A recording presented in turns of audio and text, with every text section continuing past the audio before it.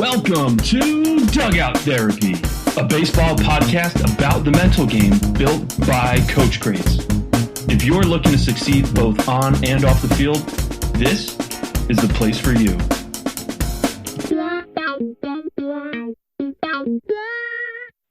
Today, we spent so much time working on the plans to make the most beautiful house that the guy that actually does the plans, buys the wood, buys the supplies, and starts building, he's oftentimes done with the house before some people have even finished their plans. They're trying to make perfect plans, and perfect plans don't exist. Perfect practice plans don't exist. Perfect practice doesn't exist. You have to just go out there with a plan and execute the plan. Hey guys, welcome to Dugout Therapy. This is your host, Dave Wodzis, with your co-host, Quinn Adams. Quinn, How you doing, buddy? I'm okay. It's normal temperature down here today. We have regulated my office somehow. We turned the AC off for a couple days, turned it back on. I don't know. It's working better now. We're not freezing during our interviews here, so this is good. It's like a cool 72 degrees Fahrenheit. It's very solid. Ideal. Very solid. Yeah. Yeah, so we just finished up an absolutely phenomenal episode with Dana Cavalea, former strength and performance coach for the New York Yankees, author of Habits of a Champion. He's a high performance coach with executives and businesses, CEOs, you name it. He is coaching it, and really just a cool story.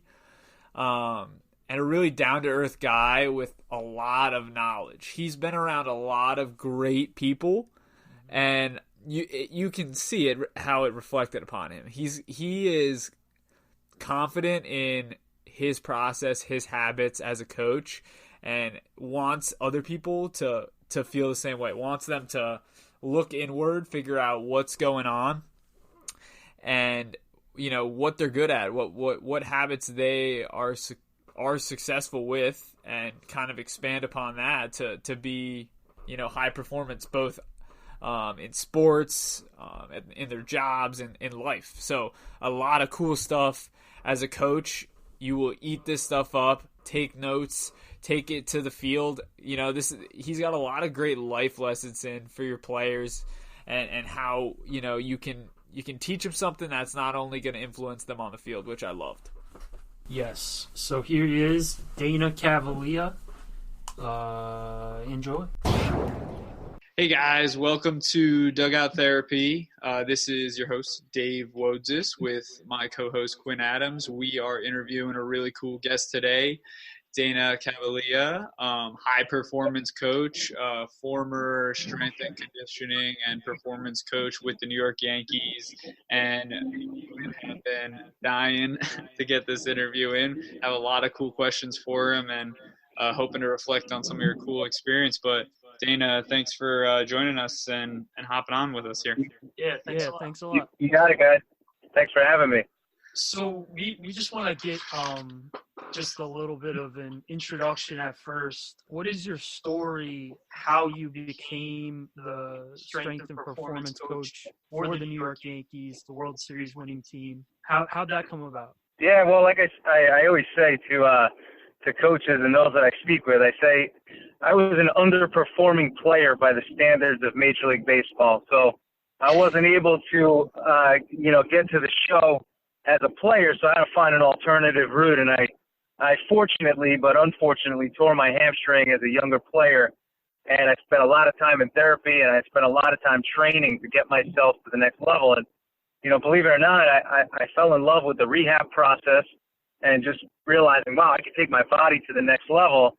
So I was able to kind of take the sponge and wring it out and get the most out of my talent from great coaches through training and through the rehab process. So that led me to a passion in sports performance, sports medicine, and I ended up going to the University of South Florida in Tampa, where coincidentally the New York Yankees just happened to go to spring training there.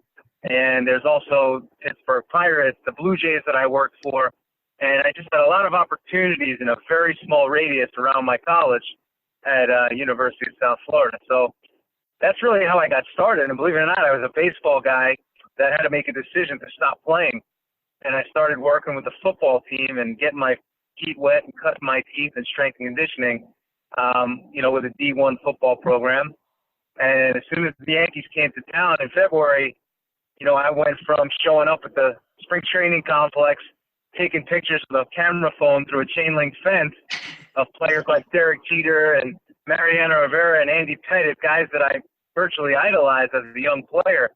And here I was taking pictures, sending it back home to New York. I'm in sunny Florida. It's freezing at home. And literally I went up to the stadium one day, and, that afternoon I had to go back to my internship after taking all my Yankee pictures. And the head strength coach at USF said, Dana, I got a call from the guy with the Yanks. He's looking for a guy to hand out towels, hand out waters, and clean the weight room. Would you have any interest in that? I said, as a matter of fact, I just got back from there. I'd love to do that. So literally the next day I pull back up at spring training, and I have a parking pass up front. The day before I parked about a mile and a half away because I couldn't afford parking. And I walked into the main office. They said, are you Dana Cavalea? I said, yes. They threw a credential around my neck with a C for clubhouse and F for field access. And I went right into the equipment room. They put me in Yankee gear, and next thing you know, that same picture, that field I was taking a picture of a day earlier, I was now in the middle of team stretch as an undersized 19-year-old. And definitely I wasn't distinguished in any way in my field at that moment and that time. So I felt very, very uncomfortable. But I was like, wow, this is amazing. And my life pretty much changed in 24 hours as a result of, my lack of baseball talent to make it as a player, but my vision as what I wanted to do with my career.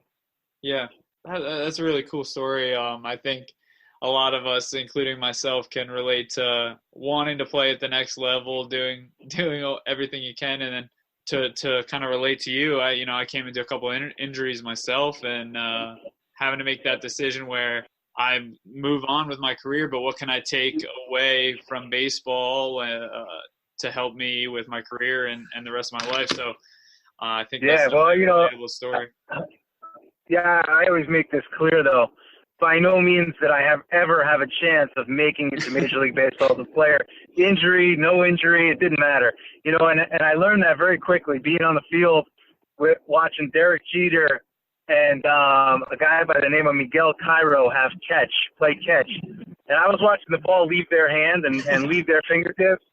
And I said, if I leaned back and threw as hard as I possibly could, I couldn't get the ball to come out of my fingers and look that elegant at that speed without giving it everything I had. So I knew right away, just from watching catch after stretch that I had no chance, but I did know I was in the right spot as a coach, as a young coach, because if you can't make it, you got to find another way to make it.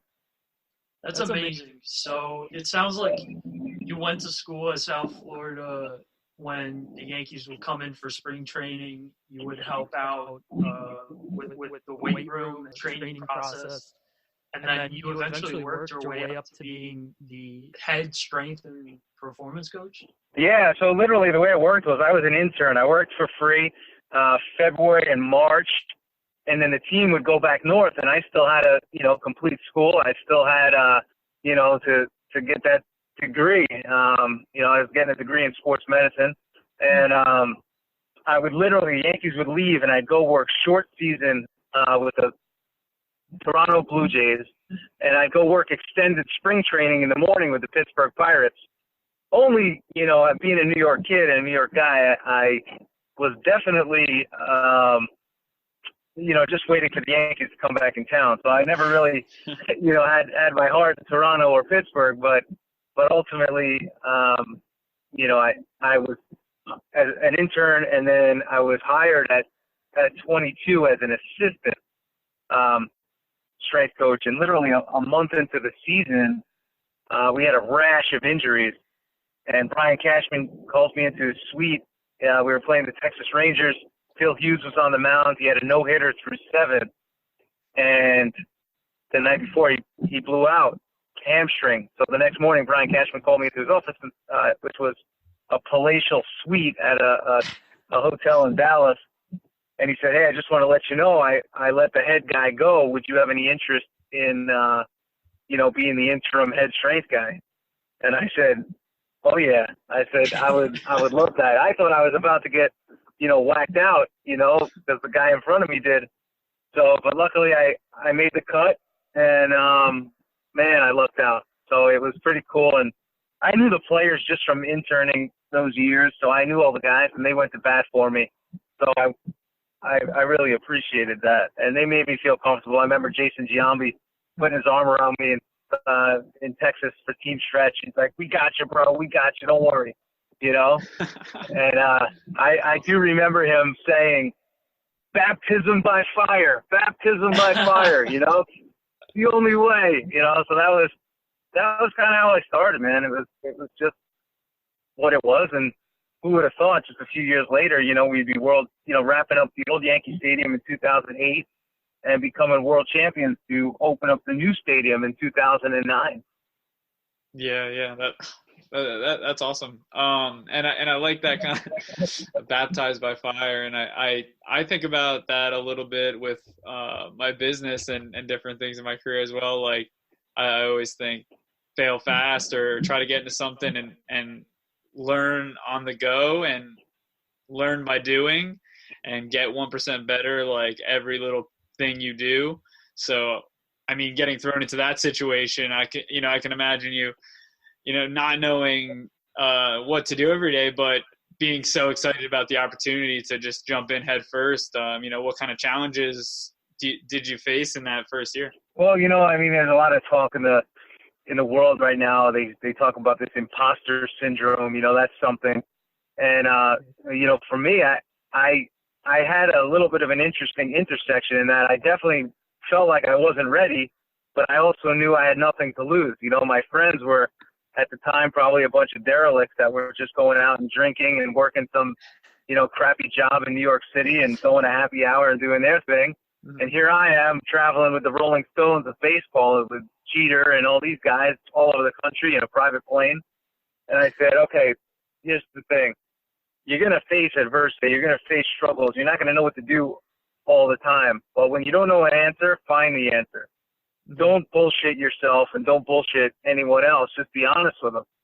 And that's what I did, man. And the one thing I made sure I did that covered up a lot of my own insecurities and my own, really lack of knowledge is that I always tried to do what was best for the players, more so than myself. And I said, if I show these guys that I care about them and I do whatever it takes and I show up to do the work and never look for shortcuts, I got a really good chance of staying here.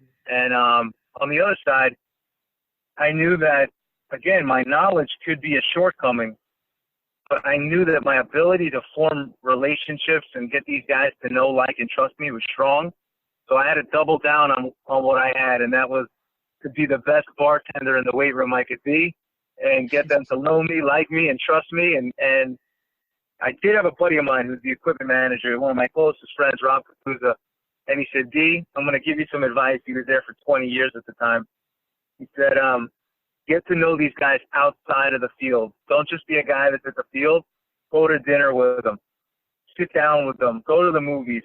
Almost hang out with them. Don't cross the line, but that's how you're going to build rapport that'll last, a long time, and it will keep you here. Really interesting. That's a common theme that we've been having with our guests on the show is these guys who are connected with baseball. We ask them, how can you effectively influence a player or change what they're doing wrong? And you just had the same answer that a bunch of our guests like Kevin Wilson of KWB Baseball has been having, is building. Yeah, he's actually one of my closest friends. So we just talked a few hours ago.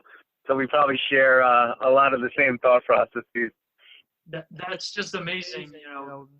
Building a connection outside of the ballpark really goes a long way. Gaining guys' trust. And the fact that you stress that goes to show that it works. Yeah. And the fact that you knew that building relationships was your strength from the beginning and focusing on that definitely could get you in the position that you did and lead into success later. I love that. Yeah. I always tell people, when I talk to young coaches, I say, listen, don't forget, you got to date before you get married. Everyone wants to go in for the kill, and it's like you got to just realize that there is a process here. You got to get these guys to know you, like you, trust you. And some people, around athletes, they just flat out act weird. They don't know how to behave. They get very skittish, and they start saying stupid things. And these guys are very like, all right, next, let me move on. So it's not. Listen, this is not for everybody. Coaching. Again, I think some of the great coaches in all sports will tell you to get the most out of your people.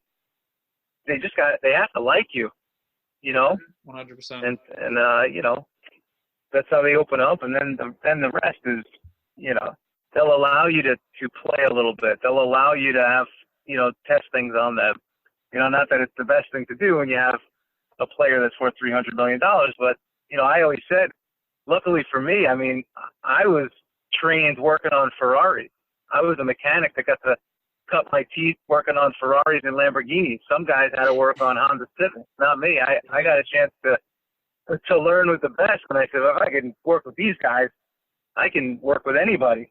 Yeah, so tell us a little bit about Habits of a Champion. You just released that book. Me and Quinn have kind of went front to back to that and pulled some stuff we liked, but I know you have some cool stories with guys from the Yanks in there. And I guess my first question is, you have a lot of stuff on Jeter in there. What's maybe your favorite Jeter story from your time there? Yeah, so first, I always tell people why I even wrote the book. And, being a coach, you're always trying to get an edge. You're always trying to, figure out, how you can improve your own style, your own knowledge, so you can get to the next place. And so like a lot of coaches through the years, I've read a lot of different books. What I started to see was a common thread of theory-based, perfect world-based coaching, and just perfect, scenarios. And I'm like, it doesn't work like that. So I wanted to create a book that was more of a handbook for coaches that they can use, on the field, but also for themselves in life, and for those that also run businesses alongside. These were lessons that can cross-pollinate all of those different entities. So, when you get to work next to a guy like Derek Jeter, you got to put him in the book. And, Derek was such an interesting guy because he was very vanilla. He wasn't flashy like some people thought he may be. Very vanilla guy, very introverted, and very, very focused on process. And one of the stories I tell is about time. And Derek Jeter was so focused on time. If he was running 5 minutes late, he'd call you. If you were to look at Derek go through his day, everything was time sequenced. It was all clockwork. So if you looked at your clock, you said, it's 5:45, you would know where he is. If it was 6:15, you'd know where he is. And a big thing that he always went by, or a thought that he always went by in a saying, was if somebody doesn't respect your time, they don't respect you. So if you're running a few minutes late, let people know. And if somebody blows you off, it's probably because there's not a lot of respect there. I have a story I told in the book is if somebody, had $10,000 waiting for you at a meeting, you probably wouldn't blow it off as fast as, you would if there was nothing attached to it. That's powerful, I think, for sure. And, process and time, they apply to everything that you do, which is awesome. Yeah, and what makes him so good is, like I said, Derek Jeter is very vanilla. He's very simple. He's time-focused, and he's process-driven. And he's also one of the greatest players to ever play the game that maybe didn't have as much talent as some other players. And the great lesson when you take that and look at it, right? You talk about process, time, simple, vanilla, world champion multiple times, all-star multiple times, first ballot Hall of Famer. I think he is the definition of success. And I believe that for any coach or anybody in business or anybody that's looking to achieve success, we don't necessarily have to go get the next flashy gadget or learn the next technique. But if we double down on simple, vanilla, fundamentals, foundational principles, we show up on time and we we do what we say we're going to do, we have a really good chance of being better than most people, even those that have talent. I love that. Yeah, and in college, our philosophy was focus on the pitch at hand, pitch by pitch, get better, or day by day, try to win that day. And I think that kind of folds into your consistency chapter a little bit, being consistent, showing up on time every single day. Eventually, over whatever span, 6 months of you being disciplined, this is where you're going to lead to some results where you're going to see things happen. Yeah, and what I found with that, the consistency principle is when you had a player that was like an up and down player or a guy that had a marginal career, they were always trying to reinvent themselves. If they had a good game, they'd do what they did when they had a good game. But there was no consistency to their process or to their routine. Everything was guesswork. What they did on Monday wasn't the same as Tuesday. It wasn't the same as Wednesday. Everything from pulling their pants up and showing, a stir up to wearing socks one day where they didn't need that, to putting a wristband on one hand and not the other. There was all this like gamification that would go on because they just couldn't be consistent. And when you look at the greats, there was none of that BS. It was all just show up, be consistent in the routine that you've created for yourself that you believe in, not changing it, tweaking it, but nothing noticeable. And that's how they went about achievement. And that's so interesting because I think a theme of your book, you say to go with your gut. Over preparation may lead to negative outcomes. Is that what you're saying? Yeah, like if you over prepare, but more so overthink and divert your attention and split it multiple different ways, what can you focus on? And that was amazing to me because when I saw these great players, I was like, that's it? As a kid, I used to think you had to take 200 swings a day. And if I wasn't practicing, someone in the DR was, and I'm falling behind, and it creates this whole panic. And what I realized was these great players, they were just very consistent with a very simple routine. They weren't hitting all the time. They actually, if you looked at them, they did the bare minimum as to what it would appear like. But they were very focused in what they were doing, and they knew exactly what they had to do in order to polish the stone. And that is what really made them special. Like I coach people now in all different disciplines, and even in business. It's like you get in trouble when you try to do too much, be too much, and split yourself too many ways. It's like, what do you do? What are you great at? What's the routine to maintain and improve your greatness? Stop focusing on all the other crap that you're not good at, that you want to be better at, that doesn't move the needle, and then you actually become great. Yeah, remove distractions, focus on the process, believe in your preparation. Yeah, those are all huge. I love that. Yeah, most people don't have a process. Their preparation is inconsistent, and we're in definitely the quote, generation, the personal development, Instagram culture of, everybody's a motivational speaker today. Yeah. The problem is nobody applies anything they hear because after they hear it, they're already on to the next thing. They'll listen to this podcast, and then they'll have another one already queued up, not actually digesting what's being said. So we're great at regurgitating everybody else's quotes and language, but we're really not good at applying and doing anything because we're waiting to get to the next feature. And it's like, forget the next feature. Just apply. Do what works for you. Right. Find what works for you and do it. That's so true, though, that just the generation, like everything can be at your fingertips, that there is no focus on that process, to step away from getting everything at your fingertips for a second to think about things, strategically and as a whole. Well, think about it, right? Even YouTube. You put something on YouTube, let's say it's motivational or somebody speaking. As soon as that ends, the next one, it rolls right into the next one. It queues up the next one, and you ask somebody, hey, what did you retain from the first one? And they're so focused on the second one, they already forgot the first one. So you know what I'm saying? It's an interesting space, and I love that everyone's so open now to learning and developing and becoming. But for the most part, you've already become. Now you're just looking for some sprinkles and some cherries on top, but the bowl of ice cream is already there. Mm-hmm. Eventually, you got to just go do it. Yeah. Well, you'll always have to do it. If you don't do it, you're dead. Yep. Today, we spend so much time working on the plans to make the most beautiful house that the guy that actually does the plan, buys the wood, buys the supplies, and starts building, he's oftentimes done with the house before some people have even finished their plans. They're trying to make perfect plans, and perfect plans don't exist. Perfect practice plans don't exist. Perfect practice doesn't exist. You have to just go out there with a plan and execute the plan. Definitely. And perfection happens over time. If it's even attainable, right? Mm-hmm.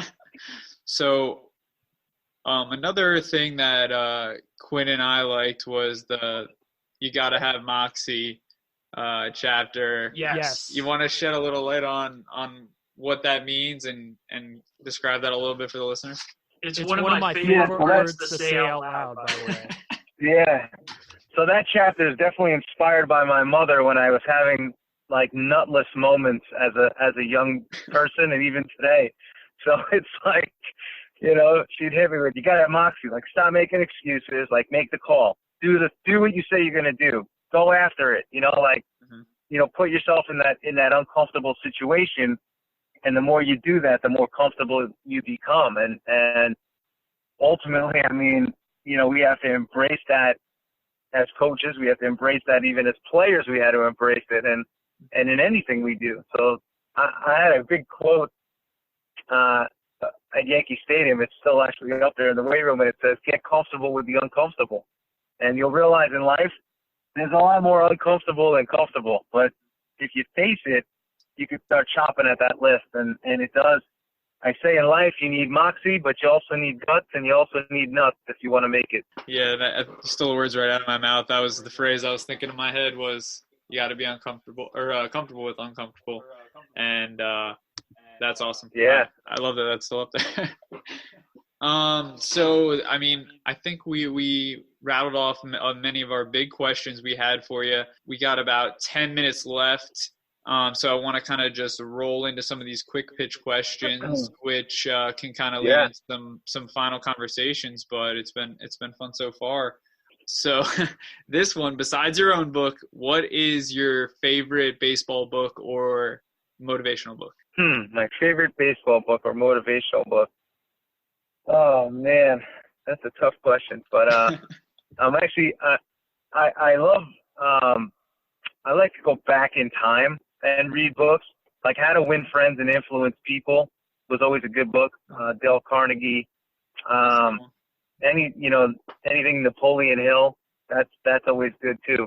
Mm-hmm. That's kind of where I tend to go back in time. I'm not so much, I buy a lot of the new age books, but I realize more so now than ever that it's really the books of yesterday that have a lot of power because they're less opinion based and a little more factual. And I feel like it was actually harder to be an author years ago. You had to really cut in. So I like to go back in time. I do have a lot of new age books, but I find myself reading less and less of them. They look good on my bookcase, but the pages are pretty unweathered. Yeah, I think that makes a lot of sense. I don't know if it was, generations before people wanted to have things more concrete and factual when they release stuff like that. But with all the books like we featured for the subscription box for Coach Crates, it's some of the stuff that's newer by less known authors or people that write less. I feel a lot of it's opinion based, so we've had to kind of pick through and feature what we liked. But I've seen a lot of that.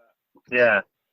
So my next one is, what would be one piece of advice you could give maybe a high school player or a college player trying to play at the next level? What habits you think are the most important for them to get there? Well, I hope this. I don't want this to sound like a Debbie Downer answer, but you got to ask yourself if you really could actually play at that level. I think there's a lot of delusion at the younger levels today.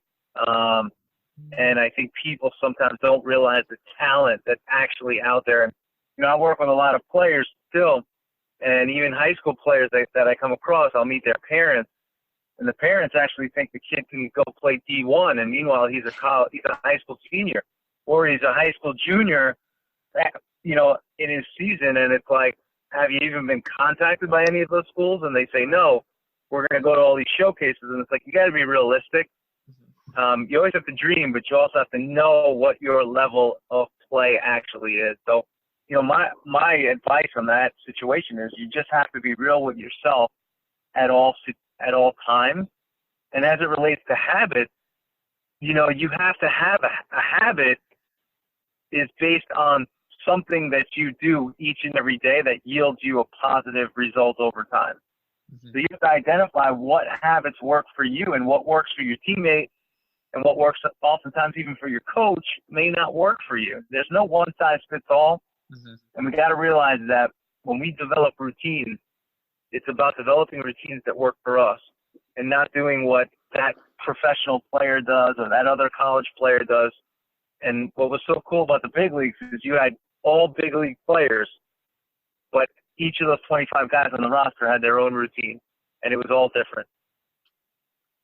I really like that.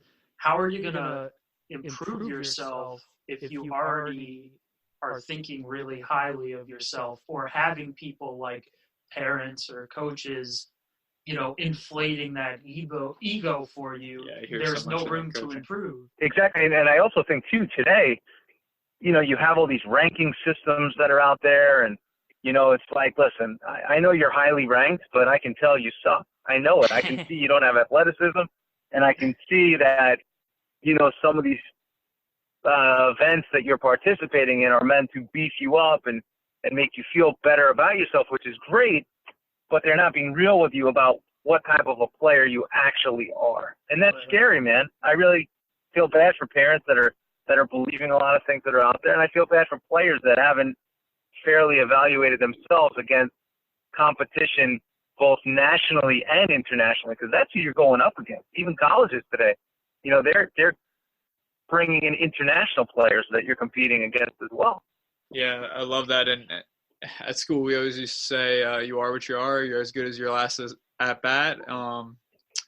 Someone's makeup or skills, they are what they are at the end of the day. So, and coaching, it's honestly a struggle sometimes with the parents. If a kid is performing like terrible, sometimes, they're just, it's okay, you're great. At the end of the day, like, if they're performing bad, like, I'd rather you tell them, like, failure's not okay. Like, if you're not good, you're not good. Like, you are what you are.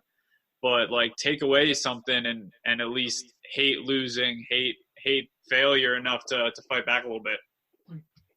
Yeah, and you got to be honest. I always feel like if you're a good coach, you're going to be honest with the parents. Even if they don't want to hear it, it's your job as a coach to have that real, sometimes uncomfortable conversation. It's just got to be had, and it's important how you deliver it, because a lot of parents, if this parent, by day is, selling real estate or is a lawyer or a doctor, they don't know about baseball, they don't know about talent. So it's important as a coach to educate them. They may think their kid actually is a D1 player because they've never actually seen a high-end D1 player. Yeah. So how could you fault them? And I always said, as a parent, you have these dreams for your kid. It's okay. But us as coaches have to come in and educate them as to where their kid actually is and where that player would be best suited. Yeah, I think that's so true. Awesome. All right, so our last question here, we just got a few minutes left before I think our meeting may kick us out here. But what was the biggest challenge baseball has ever given you, or maybe in your role as with the Yanks, the biggest challenge you had there? Well, the biggest challenge, playing the game, I'll give you this one, was it was honestly overcoming myself. I was my greatest enemy, and the problem was, and I figured it out years later, was I expected perfection in a game that's built on imperfection and failure, right? So I was trying to never fail. and that would be the equivalent of trying to bat 1,000. Meanwhile, nobody's ever done it. The greatest hitters in the world have never done it, outside of their first couple of bats. So I was chasing perfection, which, again, I always say is an illusion. And I was actually putting pressure on myself to achieve something that was impossible to achieve. So that was, as a player. But as a coach, I don't know, it was a pretty great ride. So I didn't really have any, I didn't have any downs. That was a great ride and a great joy. But as a player, never wanting to fail and thinking that I actually could not fail. That's bizarre. Wow. That's all the time we have today. Dana, thank you so much for coming on. Author of Habits of a Champion. A really great book that I highly recommend. I don't read many books, but it's got amazing anecdotes, a lot of inspiring rhetoric, with a lot of good ideas that I guess are applicable to more than just athletes. I think there are a lot of just lessons about life. Thank you so much for coming on, Dana Cavalea. Awesome. Thank you. Thank you so much for listening. Just finished up a really great episode of Dugout Therapy with Dana Cavalea. Was just filled with knowledge, absolutely great. And I just want to give him a quick shout out at his social media stuff and his page as well. If you want to learn more about Dana, go to www.danacavalea.com, or you can follow him at Instagram at TheRealCoachD, or Twitter and LinkedIn at Dana Cavalea. And then if you guys could please, it would only take a few minutes, leave us a review on iTunes. We would really appreciate it. Any feedback is good feedback. We want to keep getting better. Castbox too. Let's not discriminate the Android. Castbox too. People. Whatever you listen on, please leave us a review. No discrimination.